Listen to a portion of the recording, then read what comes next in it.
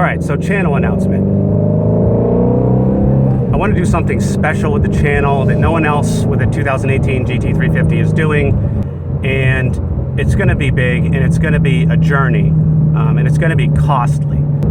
It's not just about cars, it's not just about me, working on the car, but it's about entertainment. If you guys chuckle, I gotta say that, a lot of you guys tell me that what I do is funny, and I'm very incorrigible. I want to buy props, I want to buy equipment, obviously I want to buy mods for the car, and make it an awesome channel for you guys. So if you want to know how the Rated R Cars family can help me get there, in addition to like the ads, if you would just like on the YouTube, if you just let the ad play, what I usually do for the channel, brothers and sisters, like the Stang Modes and the Xanders and the Michael Max and the Mod to Fames and the RT Lifes and the Tunnel Chasers, and the Coyote Car guys and the Mike J Autos and stuffs and the Women Drivens. What I usually do for these guys is I'll let the ads play out for at least 30 seconds, and I'll pull up Instagram on my phone or whatever, or just browse the net, just to help out the channels. So yeah, use my link to buy the F11s. You also have that unique discount code. Don't forget to use that. I'm starting an affiliate application with Amazon, so I'm linking to a bunch of products that I use, the drones and stuff like that, the Vantrue dash cam. The Vantrue dash cam, I can wholeheartedly say, is flat out awesome. So I'm putting those links below. If you guys, here's where you can help. If you don't want to buy, one of the products, if you click my link and you just do your normal Amazon shopping, I believe I get some sort of a small commission for that, even though you didn't buy what I was sending you to buy. If you do buy what I'm sending you to buy, that's even better. Of course, I'll get commission for that. And every commission that I get, I will put into the channel. So I'm putting the Amazon links below if you wouldn't mind hitting those, even if you're just doing your normal shopping. I really have a great vision for this channel, and I'd like to get there together with you guys. Funnier tomfoolery, getting some props, truly making this car a menacing car, getting track time, lots of stuff I want to do to the channel. So I appreciate your help in getting there and making this your channel. What's up, Rated R Cars family? I'm Brian, and this is Rated R Cars. I am on my way to Mexico to do a little diagnostics on my engine. And a little teaser here. As you know, I cannot go to Mexico on summer tires when it's cold outside. So, big news coming up on tires. I will say that I do not have my summer tires on anymore, and I am very excited to be talking about the new tire situation. Huge news. If you're not already part of the Rated R Cars family, you're definitely going to want to hit that subscribe and stay tuned, especially if you have a GT350 or a Performance Package Level 2, or actually any sports car for that matter. Huge news coming on the tires. Little cliffhanger for you there. But the purpose of this video is to talk about an update on the engine problem that I had with the oil leak and with the cutting of power.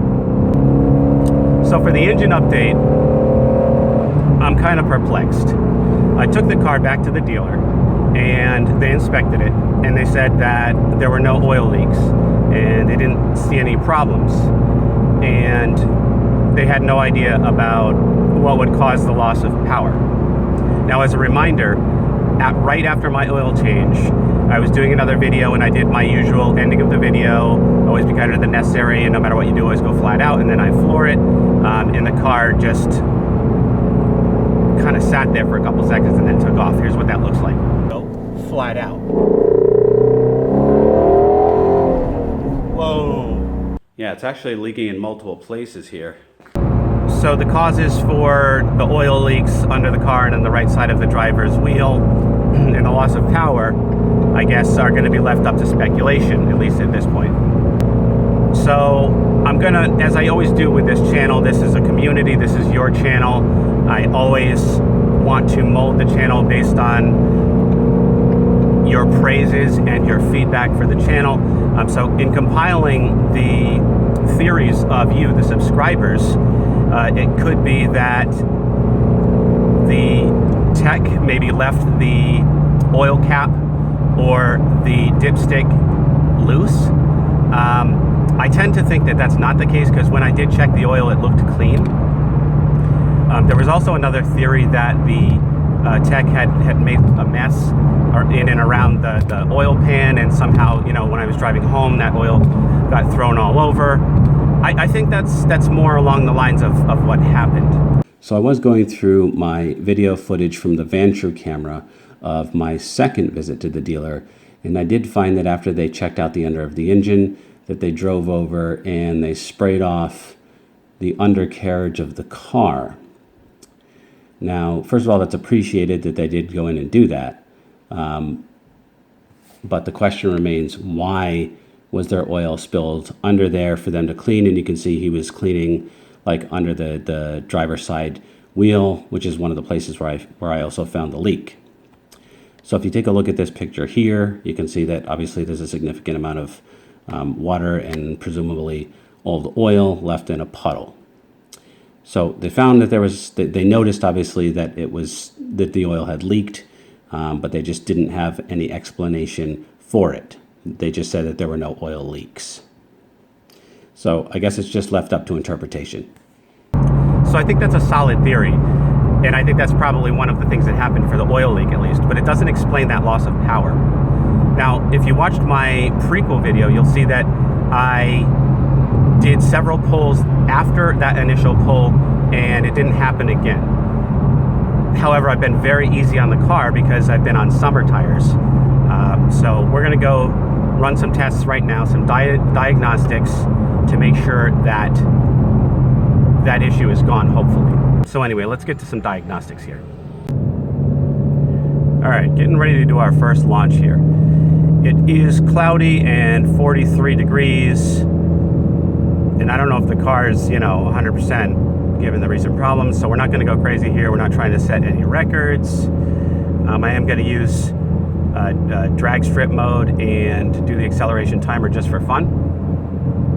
But I am not going to be going crazy. I'm not going to launch it. I'm going to be shifting, smoothly. Not. You always want to shift smoothly, but I'm not going to be shifting too quick. I have arrived in Mexico. Okay, first scientific and diagnostic test.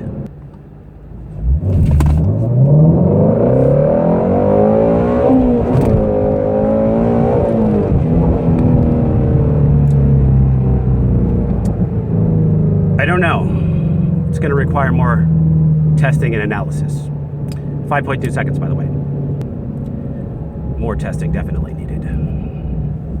I did not travel all the way to Mexico not to be thorough. Rated R cars can be accused of many things. Not doing thorough launch tests is not one of them. You know what I'm saying? Am I making sense? I think I'm making sense. Here we go.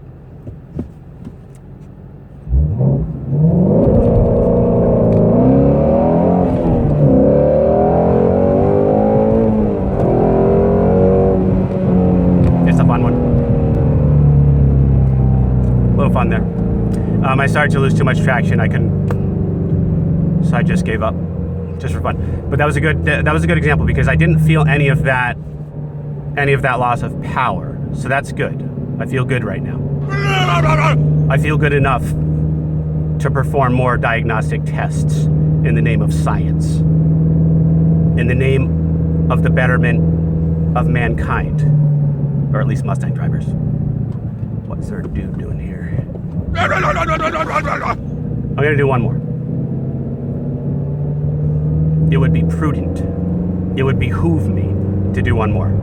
Gentle launch, gentle launch. Gentle, Brian, gentle.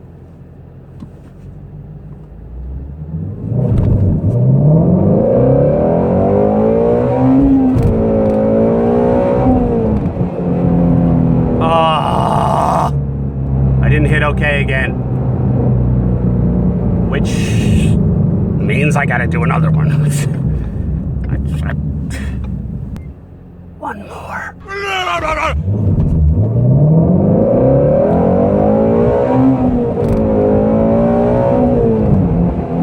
5.0. I'm gonna run a couple more. Actually, 5.0 seconds is not bad in 43 degrees weather right now without my summer tires. I mean, with 5.0 seconds, I guess that would be the good test right there, right? If I was losing power, I wouldn't be hitting the 5.0. As you guys know, my best time in this car is 4.9. And right now I'm launching very gently. In the name of science.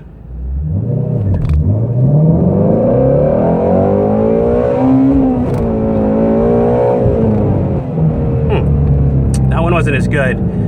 Didn't get a very strong launch, 5.3 seconds. You guys hear anything off? I'm just gonna do two more. Two more and the test will be complete. Yeah, I think if I was launching harder, obviously the times would be better. And so I guess that means I don't really have a problem with the power delivery. And at least in first it felt a little bit strange, but let's do it one more time here. See other people's tracks on the road there. Apparently this is not just my favorite road. Here we go.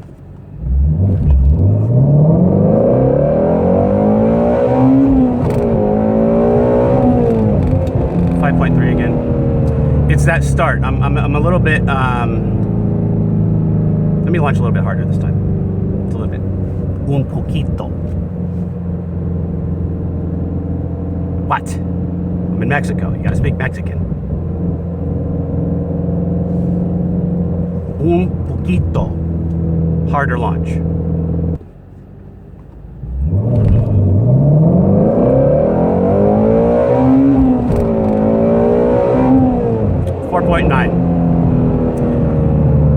Alright, so I guess if I hit my summer tires record, not on summer tires, I guess the problem is hopefully gone. So that's it, guys.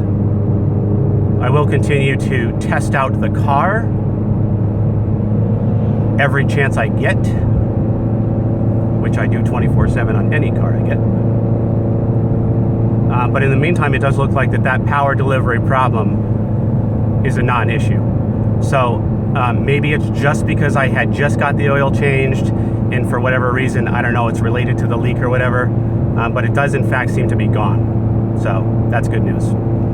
All right, guys, always remember the motto, always be kinder than necessary, and no matter what you do, always go flat out.